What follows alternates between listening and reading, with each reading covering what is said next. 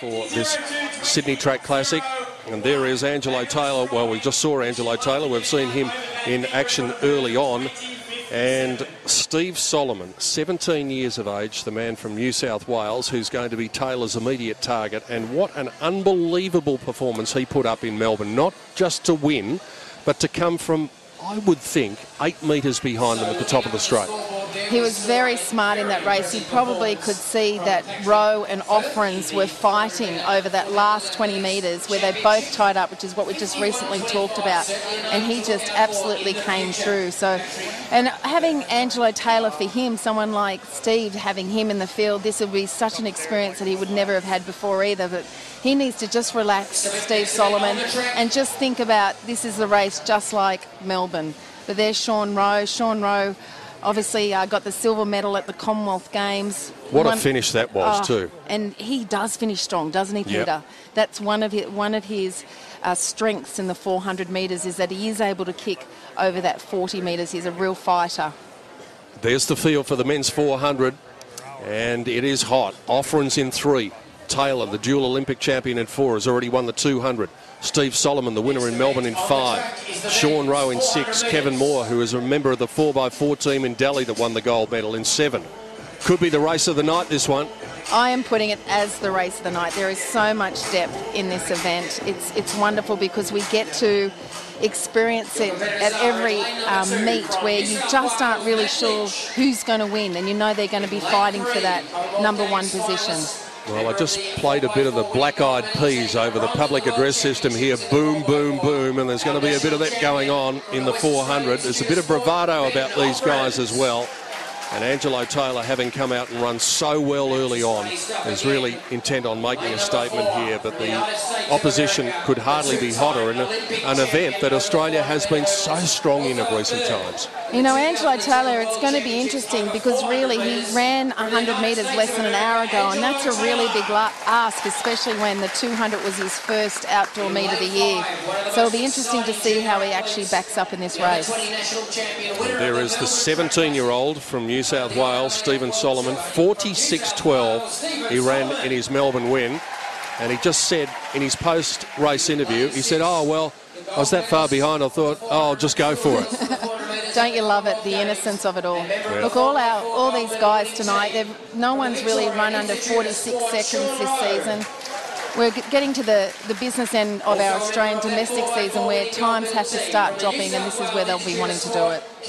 This is going to be some fabulous race, and Kevin Moore ran really well in Melbourne too. He got a bit lost in Melbourne with the flying finish of Solomon, but he finished off really well. 20 years of age from New South Wales. He ran 46.32 in Melbourne. Dylan Grant goes from lane number 8. And David Burke is the man from the outside lane. So it's pretty hot in the middle. This could be the race of the night. The 400 at the Sydney Track Classic of 2011. Will it be USA or will it be one of the Australian guns? And there are plenty of them. All these guys will just have to really make sure they run their own race. That is what's most important. Taylor making them wait, using a bit of experience there. The 32-year-old taking an eternity to get settled on the blocks, making the others think about it. Off they go. Well, Taylor didn't get a great start. Offerins began nicely. Burke from Grant going down the back. Moore running a nice controlled race and going hard early as Sean Wroe. Now, this is a bit of a tactical departure for him. He's got a good gap now on Solomon. Taylor easing his way down the back straight. Offerins is starting to run on well, and Lynch is last of the field. Now, Wroe finds himself in front, and he hasn't found himself in that position for a while. Moore's on the outside of him. Let's have a look for the others coming through in Solomon, who's close enough if Melbourne is any guide. Taylor and Offerins starting to finish off. Wroe's in front. Taylor's got him. Offerins trying to grab them, but it's going to be Angelo Taylor. Look at him stride away with authority. Taylor wins. In second place, Offerins. Third was Solomon. Wroe, an interesting tactical race from him, finished up running in fourth in 45.72, an intriguing race. It is. Angelo Taylor just took his time. He really seemed to look like he was cruising that first 200 metres. Wroe just absolutely took off. He obviously thought he might try another tactic tonight. He thought he would get off that bend and hopefully hold his form. But as you can see here, Angelo Taylor, just really beautiful style, comes in. You could see Ben Offerins also coming in, trying to hold form.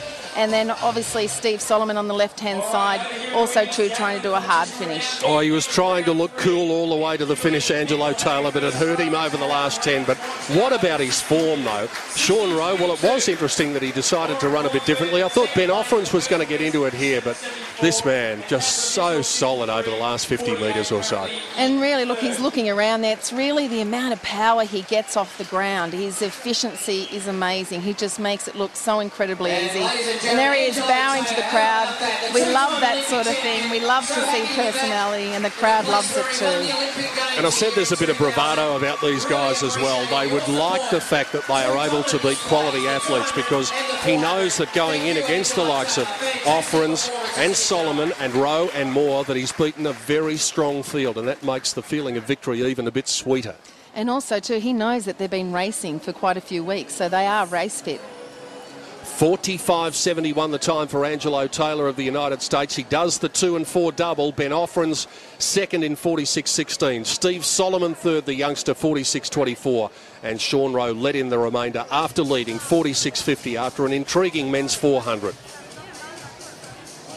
And shortly we'll be hearing from Angelo. He's just made his way up the straight to bow to the good crowd that is here at Homebush tonight, and he's made his way over to David. So let's hear from him about his thoughts of doing the double. David? It's pretty hard to make a 400 look nice and chilled and relaxed, but even harder an hour after you've won the 200, Angelo.